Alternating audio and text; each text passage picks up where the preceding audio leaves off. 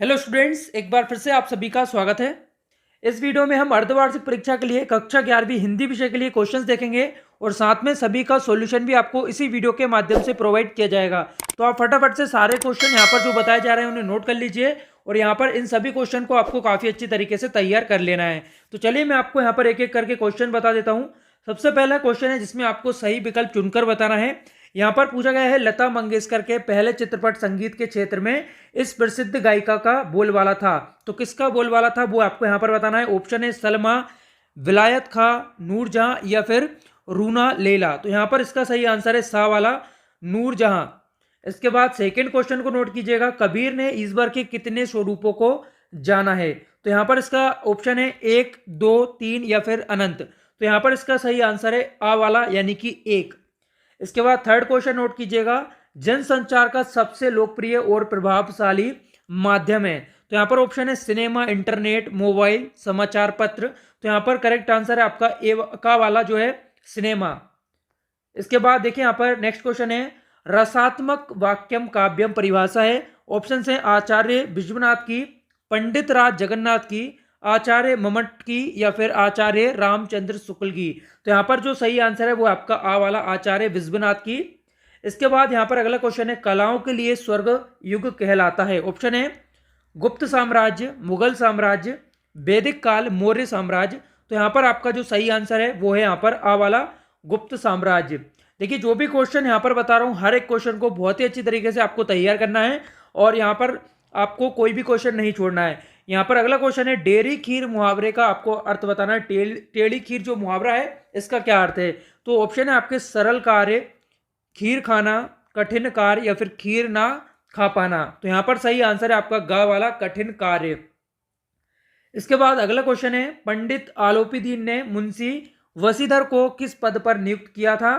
तो यहाँ पर ऑप्शन है वकील, दरोगा, मैनेजर या फिर शिक्षक। तो करेक्ट आंसर है आपका सा वाला, मैनेजर। इसे आप नोट कर लीजिए। इसके बाद अगला क्वेश्चन है, मियां नसरुद्दीन के वालिद किस नाम से प्रसिद्ध थे। ऑप्शन है नानाबाई गड़िया वाले, नानाबाई खोमचे वाले, नानबाई तुर्रुम वाली या फिर नानबाई असाटी वाले। तो यहाँ पर सही आंसर है आपका आ वाला, नानबाई गड़ैया वाले। इसके बाद यहाँ पर नेक्स्ट क्वेश्चन हम देखेंगे, प्रश्न क्रमांक 2। यहाँ पर आपको रिक्त स्थानों की पूर्ति करना है। यहाँ पर पहले क्वेश्चन में पूछा गया है, मीराबाई ने खालिस्तान से अपनी अनन्यता व्यक्त की है। तो यहाँ पर आपका जो सही आंसर रहेगा वो आएगा श्री कृष्ण। श्री कृष्ण इसका करेक्ट आंसर रहेगा। 8 400 400 400। जी हाँ, याद कर लीजिए व्हाट्सएप नंबर, क्योंकि अब चाहे आपका मैथ का सवाल हो या फिजिक्स, केमिस्ट्री, बायोलॉजी का, आपके हर डाउट हर क्वेश्चन का मिलेगा तुरंत वीडियो सॉल्यूशन, वो भी सीधा आपके व्हाट्सएप पर। बस अपने फोन में डाउट नट का 8 400 400 400 व्हाट्सएप नंबर सेव कर लीजिए और चैट ओपन कीजिए। फिर जो भी आपका डाउट है उस सवाल की आपको बस फोटो खींचनी है, उसे क्रॉप करना है और 5 सेकंड में आपको उसका वीडियो सॉल्यूशन मिल जाएगा।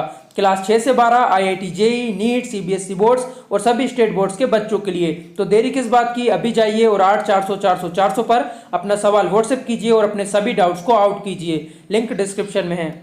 इसके बाद यहाँ पर अगला है, नेहरू जी जलसों में खालिस्तान की चर्चा करते थे। तो यहाँ पर आपका आंसर आ जाएगा भारत, भारत की चर्चा करते थे।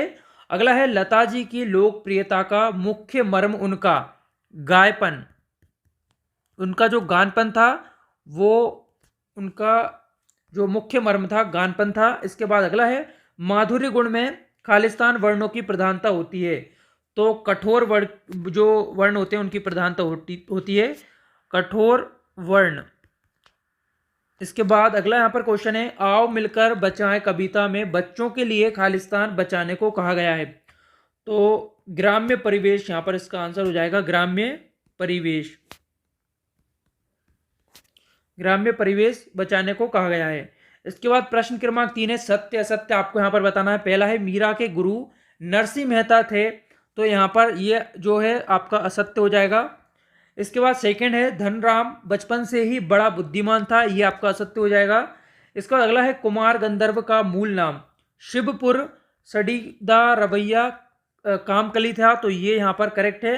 इसके बाद अगला है यहाँ पर, निरक्षर लोगों के लिए समाचार पत्र एक सशक्त माध्यम है। ये असत्य है। इसके बाद अगला है, जो भाव मानव हृदय में स्थायी रहते हैं उन्हें संचारी भाव कहते हैं। ये आपका असत्य हो जाएगा।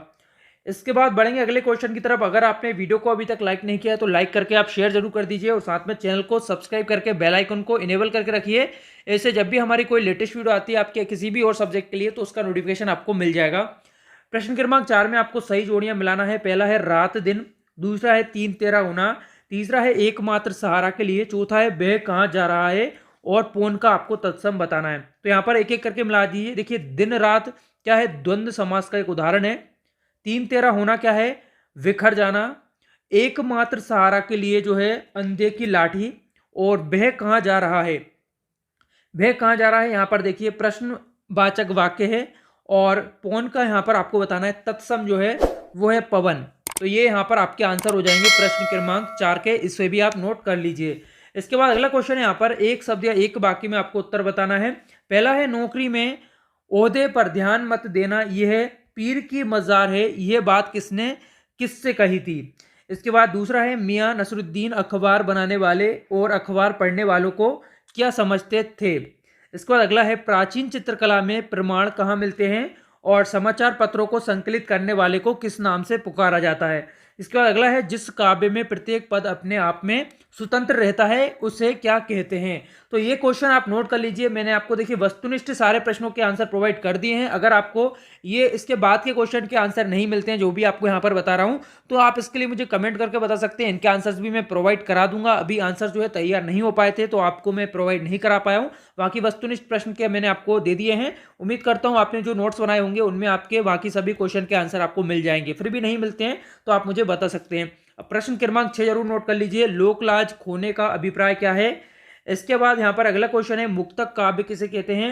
आठवां है मासिक वेतन को पूर्णमासी का चांद किसने और क्यों कहा, आपको ये बताना है। इसका अगला है मियां नसरुद्दीन को नानवाई का मसीहा क्यों कहा गया है। इसका अगला है शास्त्रीय तथा चित्रपट संगीत में क्या अंतर है। इसका अगला है अजंता की गुफाओं के बारे में आप क्या जानते हैं। और इसके बाद है जनसंचार की विशेषताओं का उल्लेख कीजिए। इसका अगला है महाकाव्य की 3 विशेषताएं बताते हुए 3 महाकाव्यों के आपको नाम लिखना है। अगला है निम्नलिखित अपठित गद्यांश को पढ़कर नीचे दिए गए प्रश्नों के आपको उत्तर देना है। तो सबसे पहले तो आप चाहे तो इसका स्क्रीनशॉट यहाँ से ले सकते हैं या फिर नोट करना चाहते हैं तो नोट भी कर सकते हैं वीडियो को रोककर। क्वेश्चन यहाँ पर देख लीजिए। उपरोक्त गद्यांश का उचित शीर्षक दीजिए। उदार पुरुष की क्या विशेषताएं होती हैं। सच्ची उदारता किसमें है। अनुपकार क्या है। विरुद्धार्थी लिखिए आपको उधार के और सच्ची के। इसके बाद देखिए यहाँ पर अगला क्वेश्चन है निम्नलिखित गद्यांश के संदर्भ प्रसंग सहित आपको व्याख्या करना है। तो यहाँ पर इसका भी आप स्क्रीनशॉट यहाँ से ले सकते हैं। इसके बाद प्रश्न क्रमांक यहाँ पर है 16। सुमित्रा नंदन पंत अथवा भवानी प्रसाद मिश्र की आपको काव्यगत विशेषताओं की निम्न बिंदुओं के आधार पर व्याख्या करना है। तो 2 रचनाएं आपको लिखना है। भाव पक्ष, कला पक्ष और साहित्य में स्थान यहाँ पर पूछे गए हैं तो इसे आप नोट कर लीजिए। इसके बाद प्रश्न क्रमांक 17 देखिए। मुंशी प्रेमचंद्र अथवा शेखर जोशी का साहित्य विशेषताओं निम्न बिंदुओं के आधार पर आपको बताना है। 2 रचनाएं, भाषा शैली, साहित्य में स्थान। इसके बाद यहाँ पर अगला क्वेश्चन है परीक्षा अवधि में लाउड स्पीकर ध्वनि विस्तारक यंत्रों के बजाने पर प्रतिबंध लगाने का निवेदन करते हुए जिला अधिकारी को एक पत्र आपको लिखना है। और इसके बाद है अपने पिताजी को पत्र लिखे इसमें परीक्षा की तैयारी के विषय में जानकारी दी गई हो। अगला क्वेश्चन है निम्नलिखित विषयों में से किसी एक विषय पर 200 शब्दों में आपको निबंध लिखना है। तो पहला यहाँ पर टॉपिक है आपका समाचार पत्रों की उपयोगिता, दूसरा है विज्ञान और मानव, तीसरा है महंगाई की समस्या और कोविड-19 एक समस्या। तो ये सारे आप टॉपिक यहाँ से नोट कर लीजिए। तो ये थे आपके हिंदी विषय के क्वेश्चन जो कि आपको अर्धवार्षिक परीक्षा के लिए बहुत ही अच्छी तरीका से तैयार करना है। काफ़ी सारे क्वेश्चन आपको यहाँ से एग्जाम में देखने मिल सकते हैं। और यहाँ पर मैं आपको बता दूं सभी का जो सॉल्यूशन है मैंने आपको ऑब्जेक्टिव क्वेश्चन का यहीं पे प्रोवाइड करा दिया है। अगर आप चाहते हैं बाकी क्वेश्चन का सॉल्यूशन तो आप कमेंट करके बता सकते हैं, आपको बाकी क्वेश्चन का सॉल्यूशन भी प्रोवाइड करा दिया जाएगा। अगर आपको ये वीडियो हेल्पफुल लगी है तो इस वीडियो को आप लाइक और शेयर जरूर कीजिएगा। वीडियो देखने के लिए आप सभी का बहुत बहुत धन्यवाद।